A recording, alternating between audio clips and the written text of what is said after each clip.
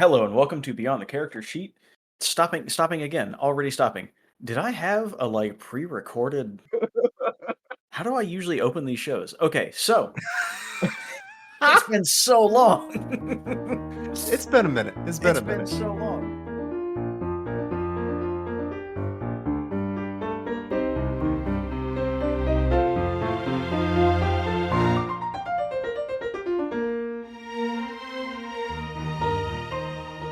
Welcome to Beyond the Character Sheet, a podcast about creating and playing fun characters for Dungeons and Dragons, from stats to table antics. Each episode, we'll talk through character sheets, item sets, and points of personality that can make your next adventure one to remember.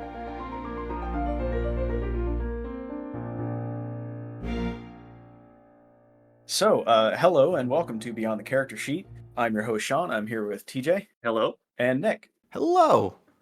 And as another infrequent and much better show's host has pointed out, podcasting is like a muscle. And I got to be honest with you guys, I'm feeling flabby today. Yeah, a little bit. It's been a minute. Yeah. Well, a lot has happened. I have moved, and that was kind of a hampering things, and I didn't have my setup and stuff. So I'm going to take the blame on this for why this episode took so long. Well, thank you for taking that bullet for me because I could not come up with a better excuse. I have time blindness. We can also blame that. Sure. A year will go by and I will blink and it will be just a completely different time in my life. But we are here today with a slightly different episode format. Instead of doing our usual character sheet and stats and feats and items and then role playing, I think we can just dive right into the role playing for this one. TJ, this was originally your idea. And with the advent of the new player's handbook, we kind of ran up against some new rules that set us up to say, well, maybe we don't really need to worry too much about the character sheet on this one, and we can just talk about what is beyond the character sheet. Yeah. You said the thing. There's really a lot of meat to this concept without any the limitations of mechanical anything. And I think that makes it, I hesitate to say this, but probably my favorite that we've done so far, just because it's setting agnostic. It also kind of feels system agnostic because there's no mechanical hooks in it. It's just kind of, you could play this in really any fantasy system probably. And I do have some mechanical suggestions, at least for my idea. It's less I built a sheet, but more just like for the old rule system especially. I have some suggestions. TJ, would you like to tell us what the idea is? Yeah, so basically the concept came from this thought I had of a lot of people do a warlock where the warlock gets their magic from a patron who is of some otherworldly entity, and a lot of people do these as I'm a good person and I made a deal with a evil thing like a devil or some kind of fiend, right? Or I have some kind of, I am beholden to some evil entity that is giving me power. In exchange I have to do what it wants, but I don't want to do what it wants. And that's a very tropey thing, and if that's what you want to do, that's cool. It's a tried and true method. But I kind of wanted to do the opposite, and the original idea was, what if there was something that is some D&D species that is known for being evil or is typically uncaring or typically evil, like maybe a goblin or something like that, and it wanted to do evil all the time, and instead of accidentally getting tricked into a deal with a devil, it got tricked into a deal with the Celestial, and the Celestial was making it do good all the time, and it was like a begrudging good guy. So first things first, I will say that mechanically, if we are talking about D&D 5th edition, which is what we normally do, the new player's handbook just came out. There's a whole new rule system and stuff, a whole new rule set, and the new warlocks are really interesting, and the Celestial Patron, I haven't looked at it at all. I'm glad that it's in the book. I think it's flavorfully really cool, and I'm glad that it's there. But definitely, if you're thinking about this kind of character, check it out and see if you like it. But as you are going to find as we continue talking, you don't have to be a warlock, and if you are, you don't have to be celestial.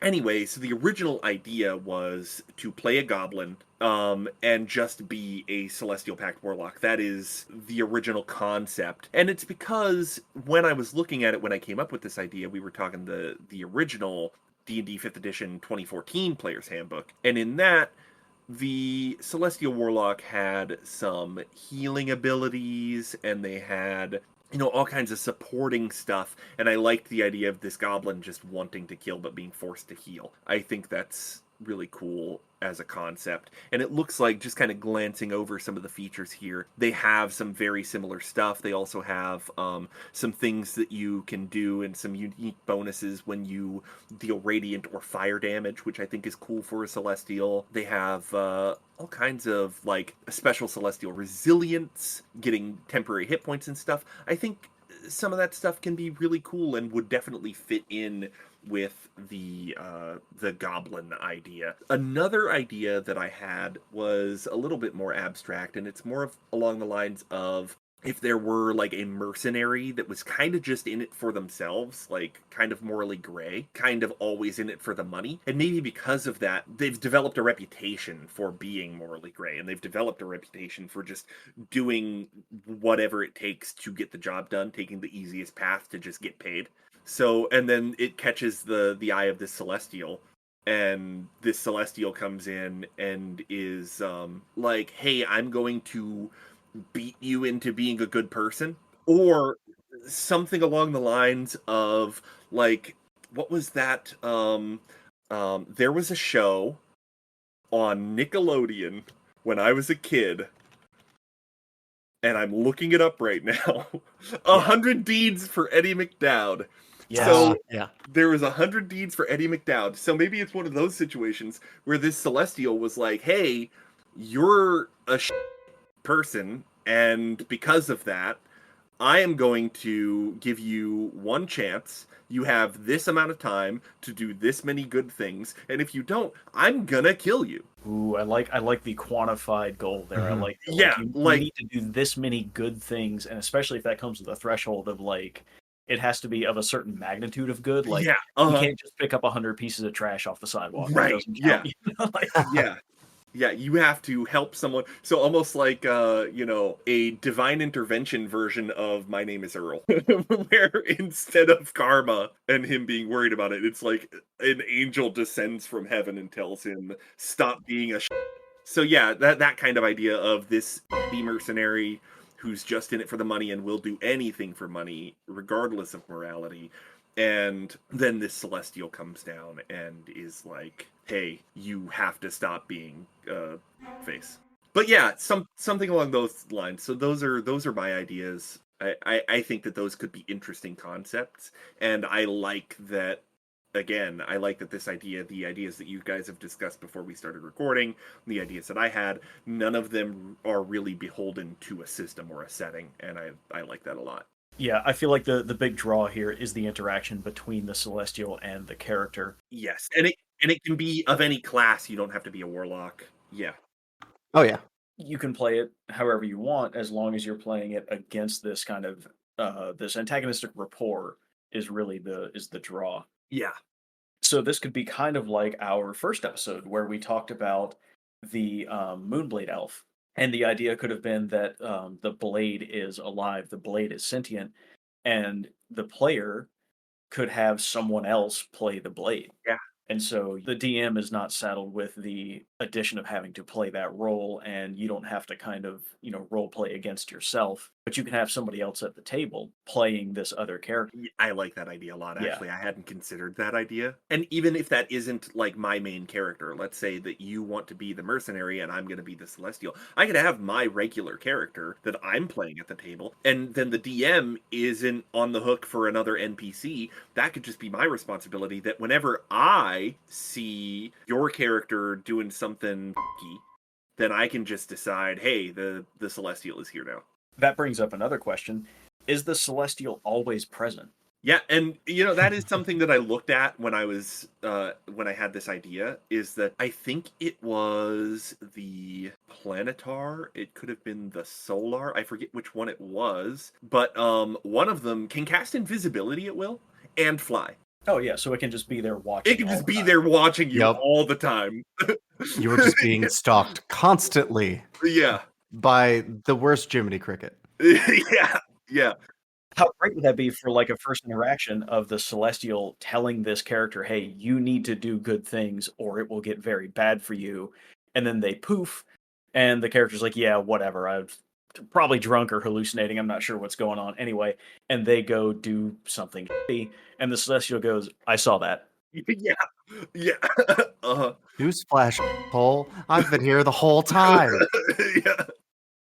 But the Solar can cast invisibility at will. It can also cast detect evil and good at will, and those are both interesting for this concept. It can also cast resurrection 3 times a day. So if you want to get really dark with this idea, it could just kill you to stop doing something evil and then bring you back and say, "What have you learned?" Ooh. Now, I feel I am going to caution against this because this has the potential to kind of gut the Celestial's threat. Uh-huh. If the threat is I will kill you, and then they just do it every day Oh yeah, because you won't that learn is your true. lesson, Yeah. your character's like, whatever, man, I've been dead 10 times. It's Yeah, fine. that's true. So maybe that has to kind of go back to the DM of like, well, you need to make it a credible threat in that dying is very painful, or Yeah. characters that die, their souls are sent to specific afterlives, and so this is the Celestial really showing their hand. Look, if I kill you now, you go to this. Oh yeah. You will not like where you go. Yeah, Yeah. I will show you firsthand where you'll Yeah. end up, and that kind of scares them And straight. and that's an interesting concept too, because if I remember correctly, specific wording on resurrection is that the soul has to be willing to come back. Okay, yeah. So they very much wanted like, oh, this absolutely not. Get me back in that body, and then Yeah, when the yeah, Celestial brings you back, all right, what did you learn? yeah, Do you want to do that again? Because if yeah, And you can yeah, also throw in things like curses, other sort of long lasting permanent things yeah. that Uh-huh. not necessarily cripple the character, but make kind of the things they would do outside of their core mission harder. It could even be something along the lines of you have trouble speaking to people. Like, great, you're not going to do what I want you to do. You're not going to be able to buy food. Like, I'm going to take away your ability to write. Yeah, Like, we're going to make it so that you do this, or your way out will be difficult and yeah. unpleasant, and then you have unpleasantness afterwards. Wouldn't you like to rather, I don't know, go save that person from the burning barn? Yeah, if you will not stop negotiating with warlords, I will make you a very bad negotiator, so you are always getting a Yep. bad deal. Yeah, Yeah, the thing you're doing that is pissing me off, I'm gonna make it real bad for you. yep. But yeah, just now that we're talking about this, and I'm actually looking at the stat block of the Solar, I think this is perfect for the concept. If we're talking specifically D&D 5e, just because holy shit, I've never looked at this thing before. Goddamn, it can turn invisible at will. It can cast control weather once a day. It has 120 feet of true sight and telepathy out to 120 feet, and it can teleport up to 120 feet as an action. The biggest brother. Yeah, yeah, that is just always there watching, and there's nothing you can do about it, and it can communicate in your mind, so you don't know what direction it's in while it's invisible. And 150-foot fly speed? Oh yeah, yeah. Even if it's not right next to you, it is your Yeah, parent that just yeah, appears when you're doing, when you're drawing on the wall with crayons, and they show up on the other side of the house. yeah. There's also one of my favorite things about this stat block is there's the flying sword that they have. Uh-huh. So you could have a literal sword of Damocles hanging over you Yeah, anytime. yeah, Yes, it has to just be within 50 feet of the Solar. So even if they're like, I don't want to watch them anymore. I'm just gonna go off over here for a bit. You could still just leave the sword. yep. Yep. God, And these then, things are uh, the, crazy. considering this would have, DM buy-in, for this, you could even have an exception to that to make it even harder for, say, like a veteran player or someone who kind of knows the stat block. Be like, oh, they're within 50 feet. Not this one. This one's special. Why? Because I say so. Yeah, Yeah, I love this stat block. I feel like everybody else at the table is going to have a wonderful time at your character's misery. This is going to be a delight for everybody else. I yeah, feel like that's the draw of playing this character. Yeah. It's like, yes, the character itself does not have a good time, but the player and the people at the table have a really good time making this person's life difficult. Yeah, especially, and I didn't think about party dynamic at first, but this is like you could play with some of the concepts that you guys have. You could play a neutral evil character, and I guess even with the goblin, you could play a neutral evil character with a lawful good party Oh yeah. Yeah. because your desire is to do evil and you are crippled from doing it. And one of the ideas that I actually had for this specifically involves the whole party has to kind of accept that a specific set of circumstances related to this. It kind of like helps shape the party dynamic in a way that I feel could be interesting to tell a story in. Or flip that around. What if the whole party is the other mercenaries and this one really unlucky one has been given this curse? So Yes. now Austin's acting real weird. yeah, so now this pirate crew has to figure out how to go about plundering, but Jeff over here has got a babysitter. Jeff's mom won't let him, come out and play river pirates. So now we have to figure out what to do about Jeff. I like both of those. I think a lot of those would be a lot of fun. Yeah. The party full of lawful goods is an easy one because they just all now get to finger wag this character justifiably at every turn. Right. Yeah.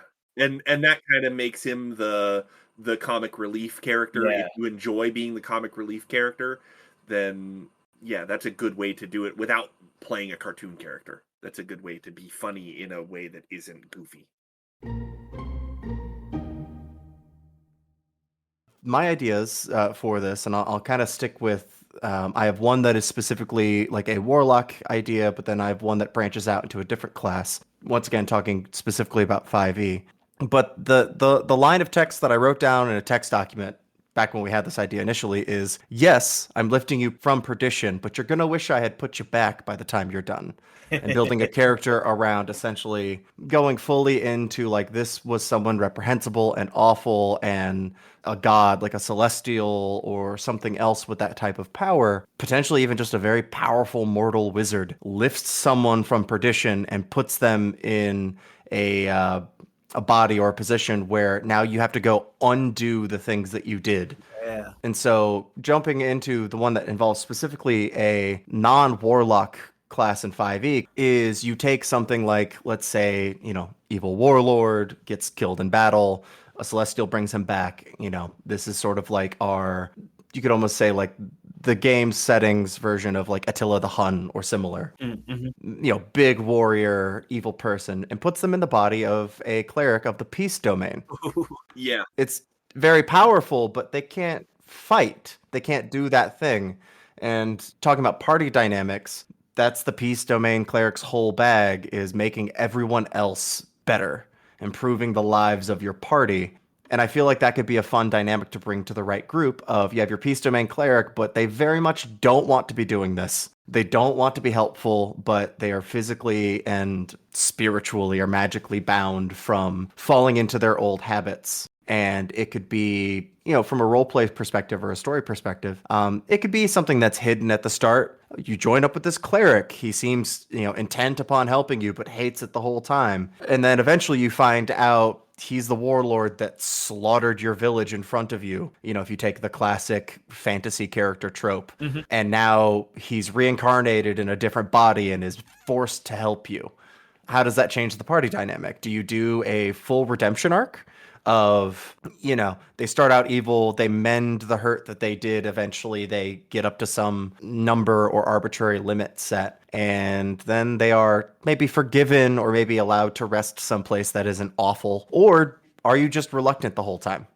Do you earn, your redemption, but you hate it the whole time because it's not what you want? Yeah, do you achieve the bare minimum just so your patron will leave you alone and you can go back to whatever it was you were doing before? Yeah, it's like, oh, I was roaming around the nine hells as a raving madman, fighter, warrior, Yeah. berserker. I want to get back to that. Well, not until you help all the people that you hurt. Yeah, and then that could really play into the like going back and forth with a DM or even another player as just this kind of adversarial but still beneficial Mhm. to moving things along and not stalling things out. But if we want to stick with the warlock idea, I also came up with a build. You could do the Celestial Warlock build, but I also love taking the same concept and applying it to the Undying subclass in 5th edition, where you could flavor that as, yes, you do weird necromantic shit, but it's really hard to kill you. And you could even work in elements of this Unearthed Arcana from way back when that allows for players to be revenants, Yeah. where you can tack things onto that subclass and start having it to be, yes, you can die, but you come back in a day. There could be some downsides or other things, but that was sort of sticking to the letter of the initial prompt, having an Undying Warlock tied to some sort of celestial, good aligned entity. I feel like could make this kind of pigeonholed, I feel, subclass, and make it a little more interesting, maybe to play. I feel like the coming back from the dead could still be used as a sort of punishment, like we were saying earlier with TJ's, the idea of like the character should not want to be dead. It's an unpleasant experience. There was an anime I watched years and years ago where all the characters, through some kind of a deal with the devil, all gained immortality, and one of the features of immortality in this universe is that you experience dying. It's not like it's a painless thing that you bounce back from. You die. You go all the way there and then you snap back.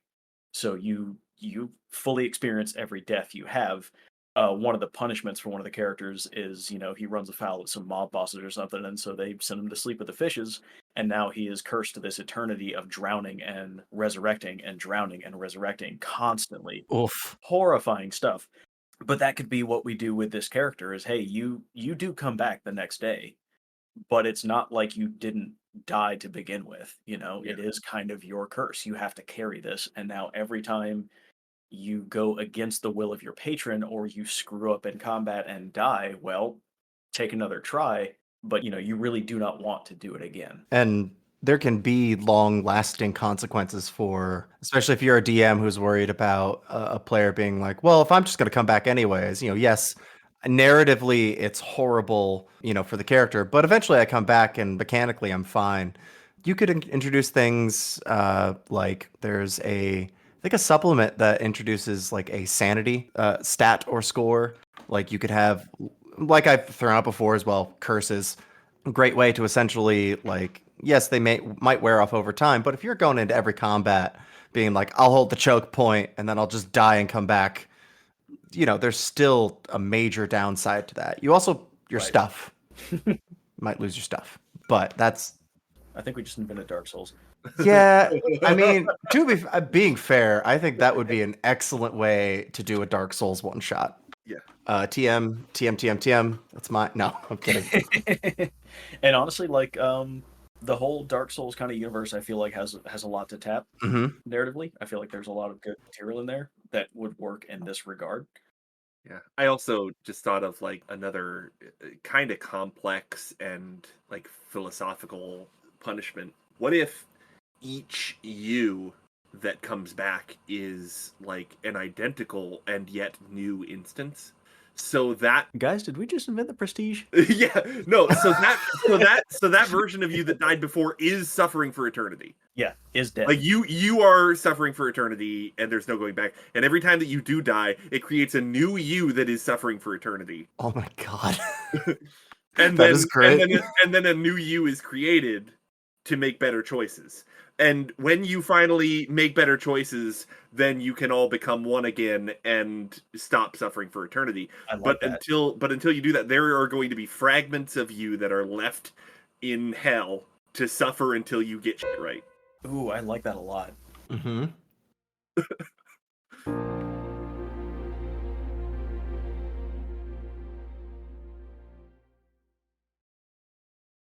So this is the part of the show where I read to you. I'm sorry. What I've been trying to do for this show is kind of workshop the ideas in a kind of methodical sense. So for this one, I took two character ideas and I wrote like a thesis that I wanted to kind of guide the idea on, a setup for the character and the celestial, a way to develop their relationship, a plot twist for the relationship, and then a kind of way to resolve it. I'm still not a very good writer, so bear with me if I'm not completely on rails here.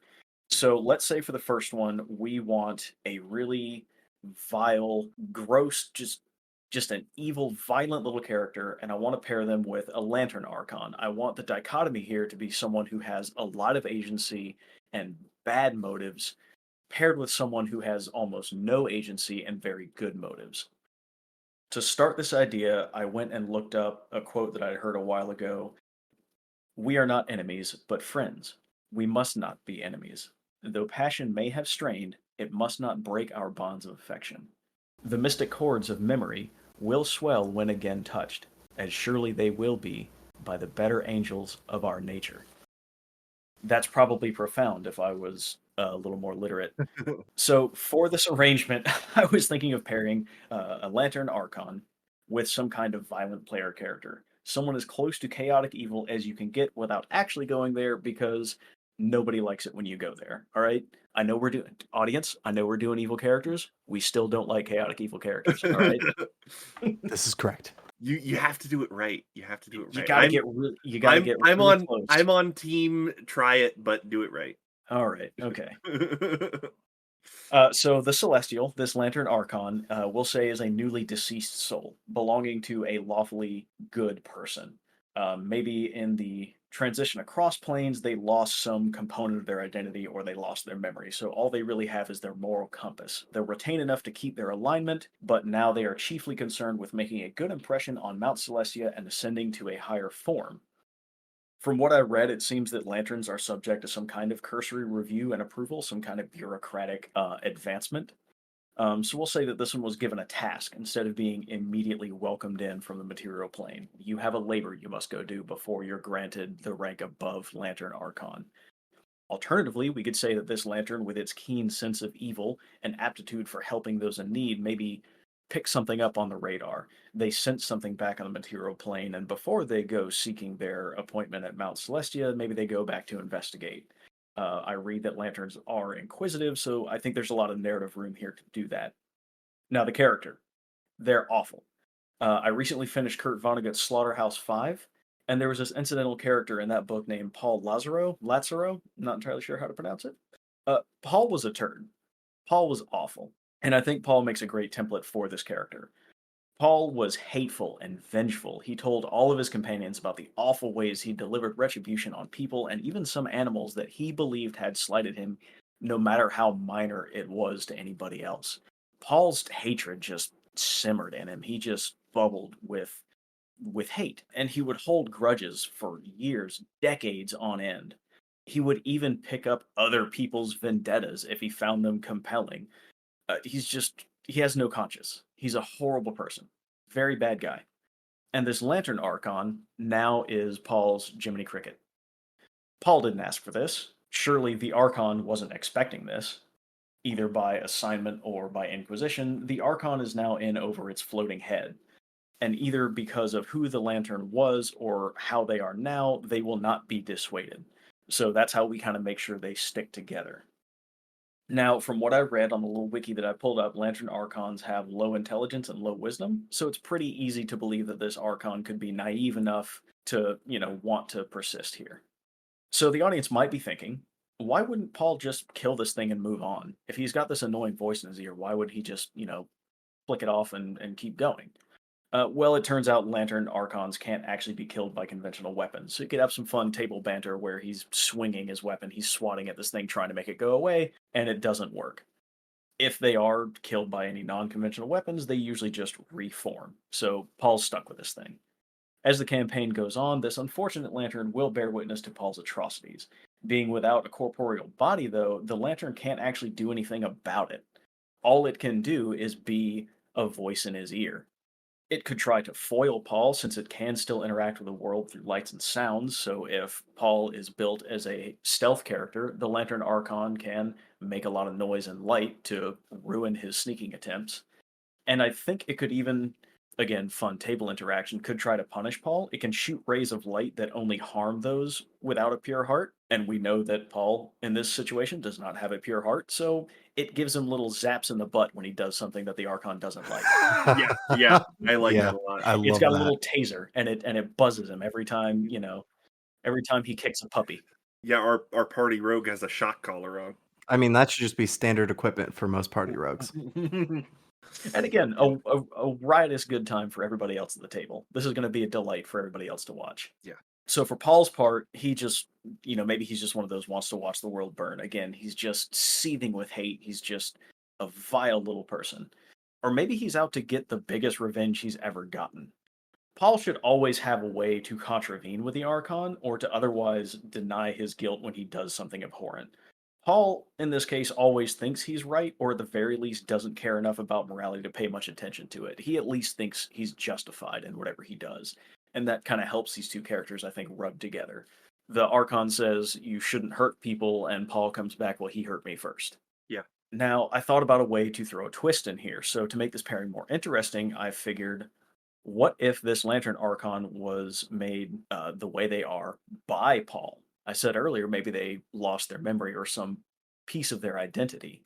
So, what if this Archon was a good Samaritan that got in Paul's way, even by accident? What if this Archon was someone on Paul's hit list? What if neither Paul nor the Lantern knew that at the start? Mm. What if these two get stuck together not knowing who the other one is? Somewhere in the campaign, this comes out.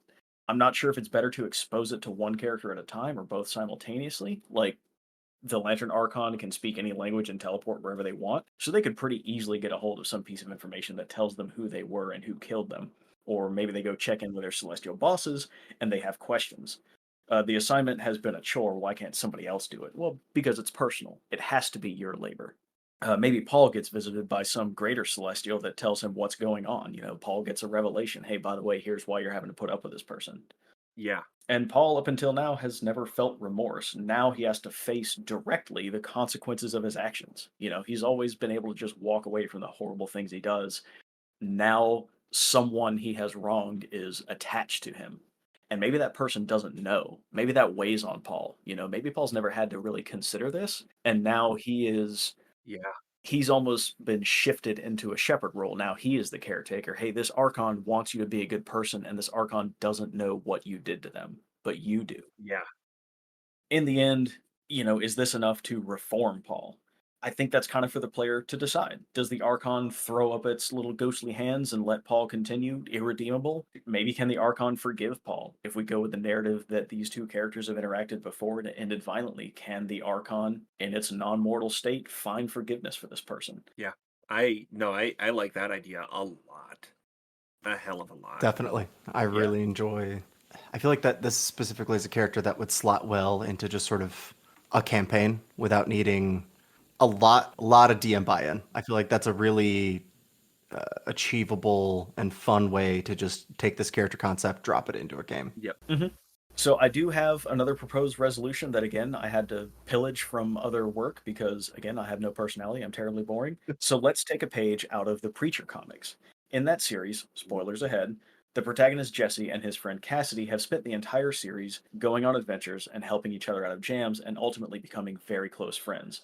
It's noteworthy because one of them carries the literal voice of God and the other is a 100-year-old vampire. Their big fight at the end is really about their respective natures and how they see good in one another. In the end, Cassidy, the vampire, decides that his friend is a real source of good in the world. It's given Cassidy hope for his own soul, and with that revelation, he opts to expose himself to sunlight and die so that Jesse can be free of him. Hmm. So let's say that Paul, this player character, has spent their whole lives being violent and vengeful, and that has left them aimless. They're just a little ball of violence that rolls around. After all the time spent with the Lantern Archon, maybe they form the first real friendship they've ever had. Maybe they grow sympathetic to the Lantern. Maybe they now have a vested interest in the Lantern completing this labor so that they can go on to the next, whatever the next layer is in Mount Celestial. Knowing that their misdeeds will always be in the way of this good person just trying to be good, they will find a way to excuse or sacrifice themselves. They will say, look, I appreciate what you're doing, and I think maybe I'm not redeemable at the end of the day, but there's a chance. They in some way absolve the Lantern of their deed. Yeah. The kind of moral question of like, if someone is tasked with making you a better person and you think that that's an impossible task and you want to make their job easier by self-sacrificing, does that not make you a better person? Yeah. Or if they're failing, yeah, whose fault is it? Yeah. If you're the first one to recognize that it's a fool's errand, Yeah. do the ends justify the means? Maybe, I don't know. Uh, So for the second one, the thesis was much simpler. Let he who is without sin cast the first stone. We've all oh heard yeah. that. Uh-huh. So for this one, I wanted to flip that dynamic. I wanted to turn that dichotomy over. So in the first one, we had, a violent character and a passive celestial. For this one, I wanted a very dynamic and very aggressive force of good pitted against a very steady and sturdy kind of evil. I was on the Forgotten Realms wiki, and it tells us that the Shirati were a type of celestial Eladrin, best known for wandering the plains to fight for freedom and to help the oppressed and deceived. They were the kind of chaotic good force, out and about doing good wherever they could squeeze it in. Pointedly, they are cited here as asserting that all beings should be free to act as they want and they are morally flexible. Pin in that.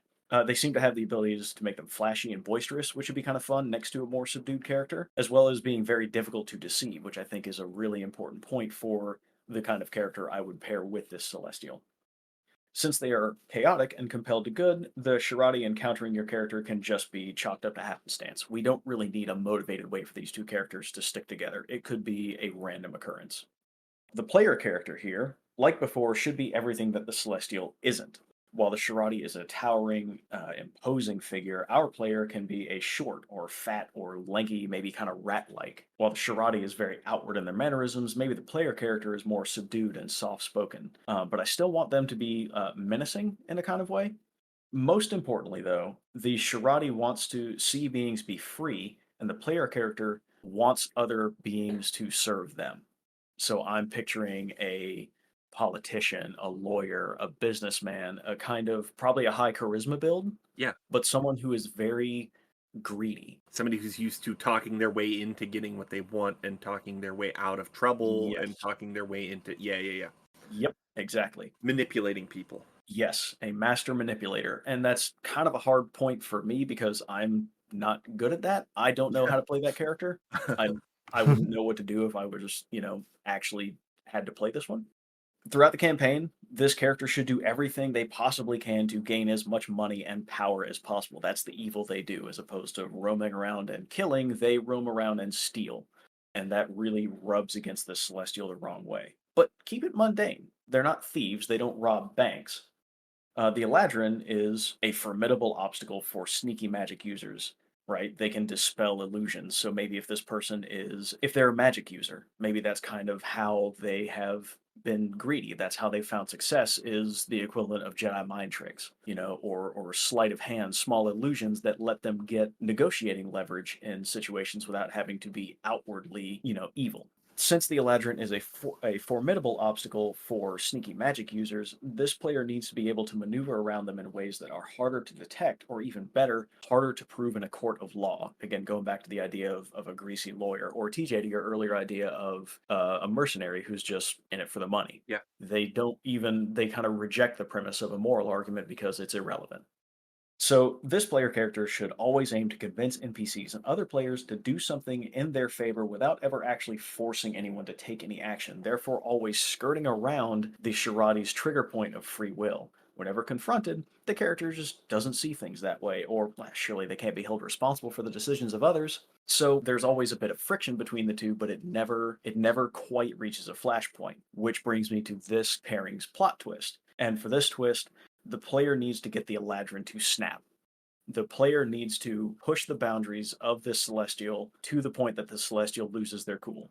So after one too many times of evading the ire of the Shirati, who has borne the burden of watching all these people fall to the player character's skeevy ways, they can't take it anymore.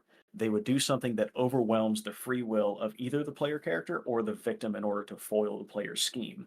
Maybe it gets dire enough that the Shirati is pushed to even kill.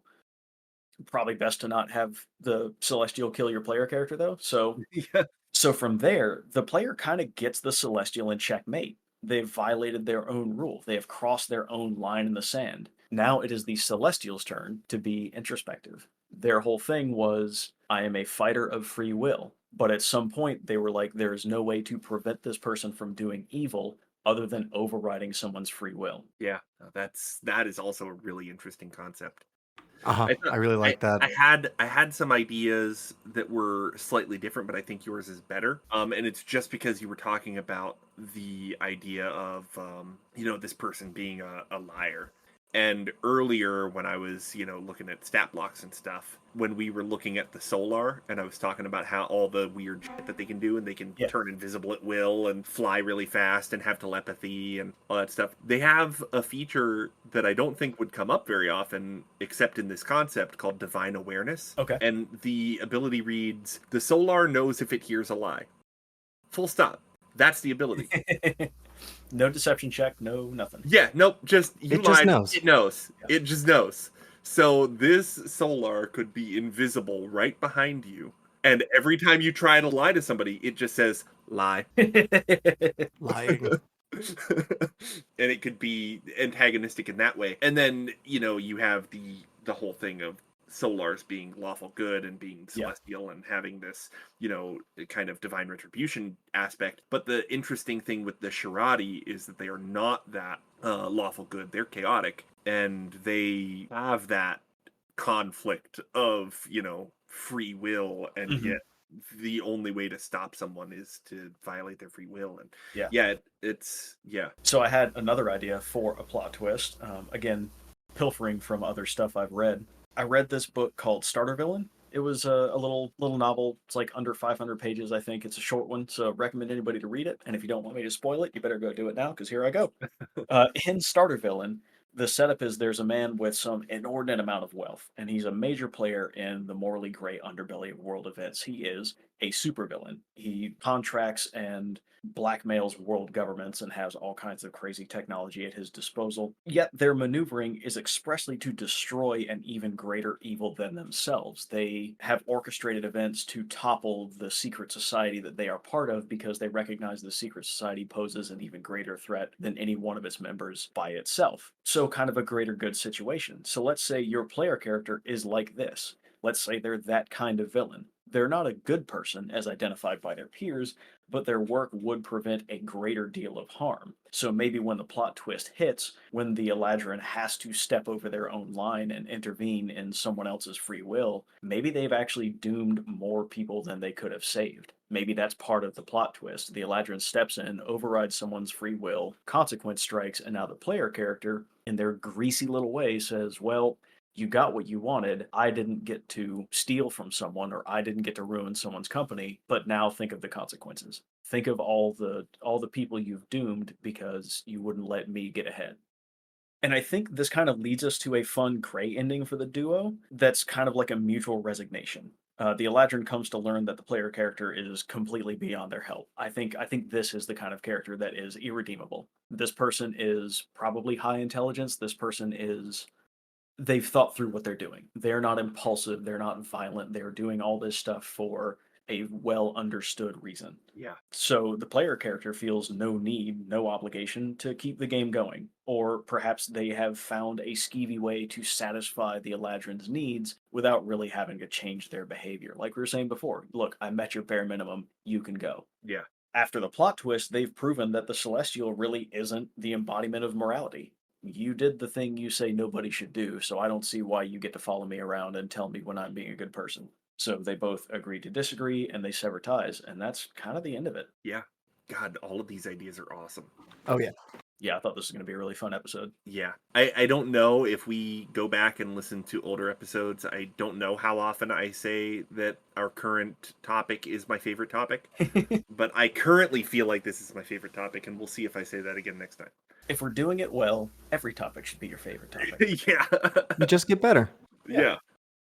And if not, then we'll cancel the show because obviously we're not doing a very good job.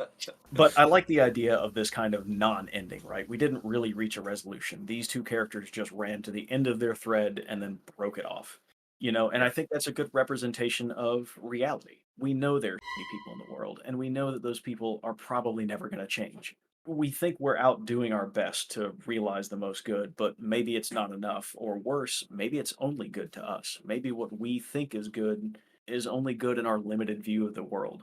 Maybe our efforts are better spent somewhere else, or maybe saving the world can't be done by saving everyone in it.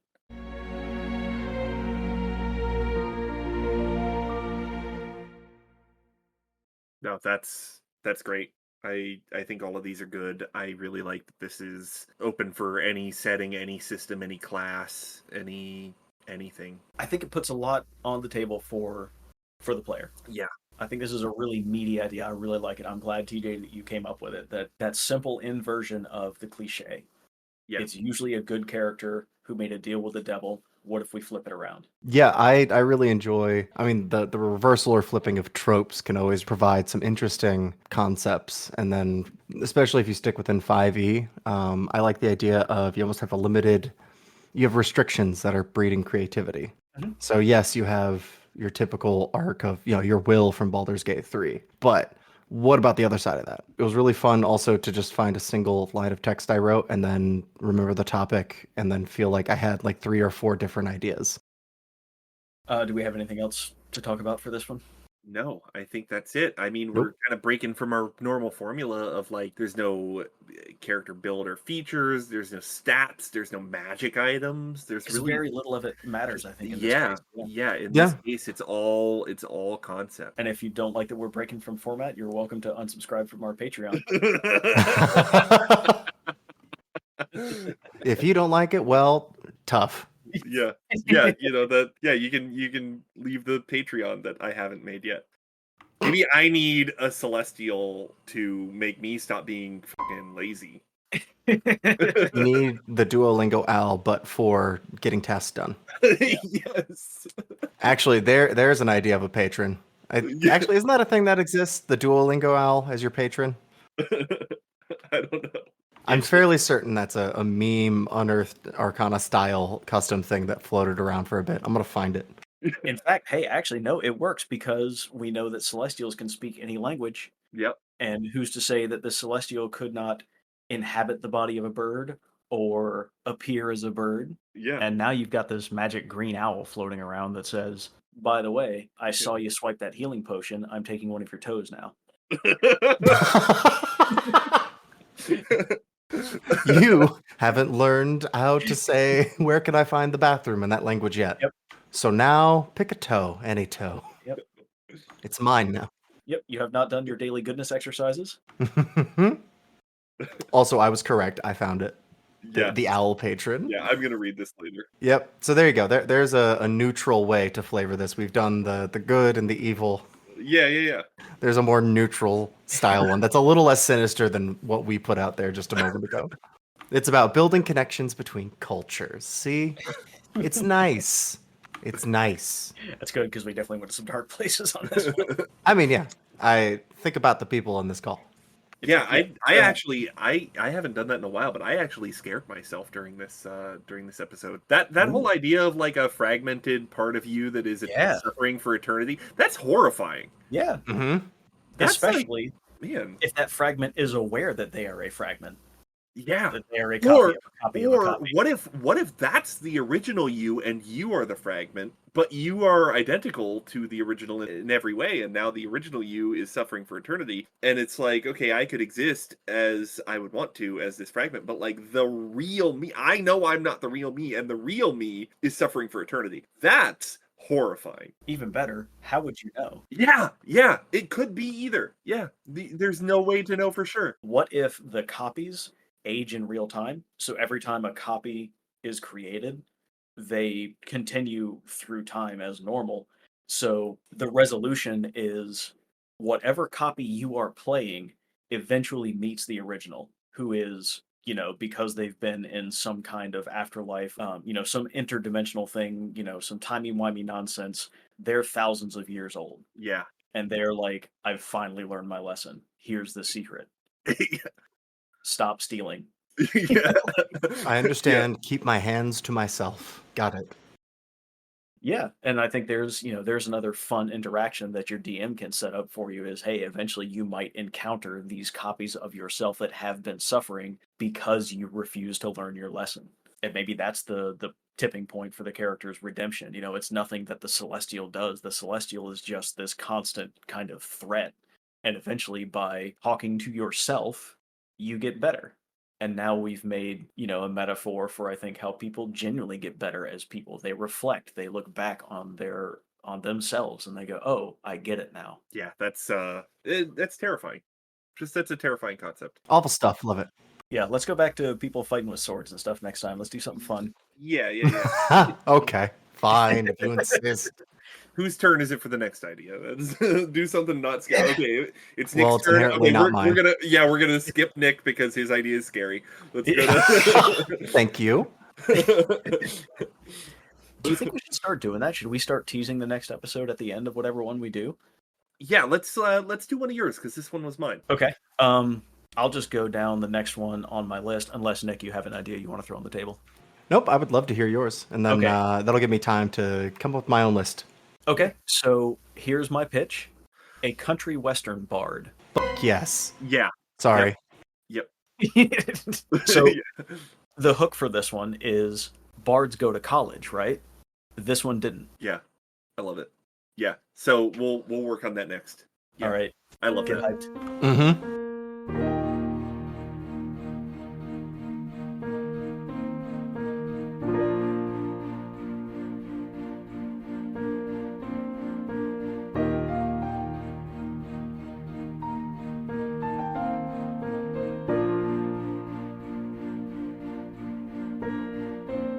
Thanks for listening to Beyond the Character Sheet.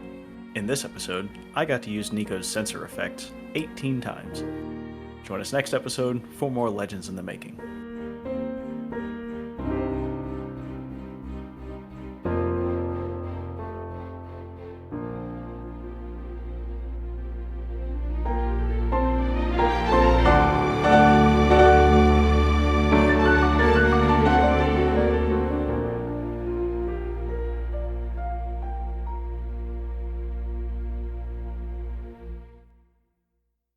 Also, I'm going to have a lot of censoring to do this episode. We are being little potty mouths in here. Oh, Yeah. I think don't mind. It's not.